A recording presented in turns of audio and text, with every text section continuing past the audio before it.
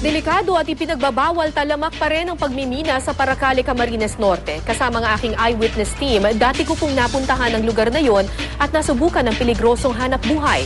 Narito po ang report.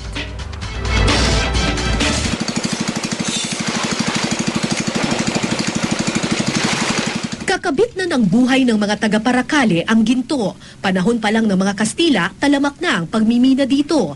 Ang lupa halos butas-butas na sa dami ng mga balon at hukay na ginagamit sa pagkakabod.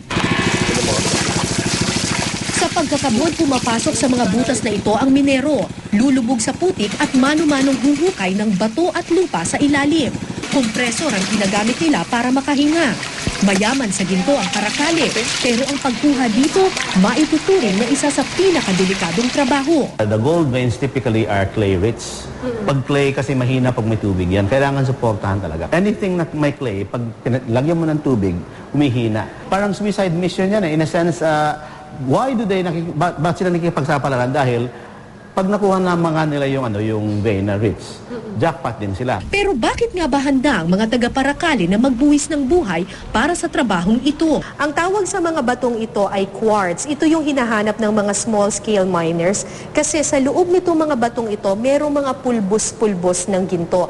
Pero sabi nga nila, sugal daw ang paghahanap ng ginto kasi hindi naman ibig sabihin na porke meron kang quartz, meron na kaagad ginto sa loob nito. Kailangan mong kumuha ng maraming bato para makakuha ka ng kakaunting pulbos ng ginto. Swertihan ang negosyo ng ginto. Jackpot kung makakuha ka ng gold nugget tulad nito. Magkano yung ganito kaliit? Kasi ganito, ang cost po ng gold ngayon is 2,300 per gram. Okay. It is about 40 grams. So at least sa mga 50 to 60,000 pesos. Kung ilagay mo sa isang posporo yung gold, 1 milyon na yon. Pero tulad ng sugal, hindi palaging swerte. Kapag minalas, maaari mo itong ikamatay. Sumama ako noon sa isang pamilya sa Paracale na nagkakabod. Ultimo mga bata, walang takot na sumisisid sa putik at nananatili sa ilalim ng balon. Sinubukan kong lumubog sa putikan. Pero ilang segundo lamang umahon na rin ako. Hindi ko kinaya ang dilim at sikip ng balon. Masyadong heavy, masyadong thick yung water na parang dumidikit sa balat mo and it's really pushing you down.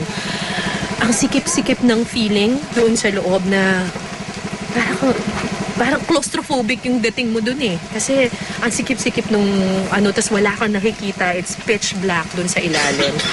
Ini-imagine ko na lang ngayon, ako I stayed there only a few seconds tapos hindi na maganda yung feeling ko, napapraning na ako, nagpapanik na ako in my head. Paano pa sila na half a day, 4 hours to 6 hours na nandun lang sa ilalim ng balon na yon? Matagal nang ipinagbabawal ang small-scale mining sa Paracale. Pero hanggat walang alternatibong trabaho na maibibigay sa mga taga rito, patuloy silang susugal sa delikadong mundo ng gintong putik.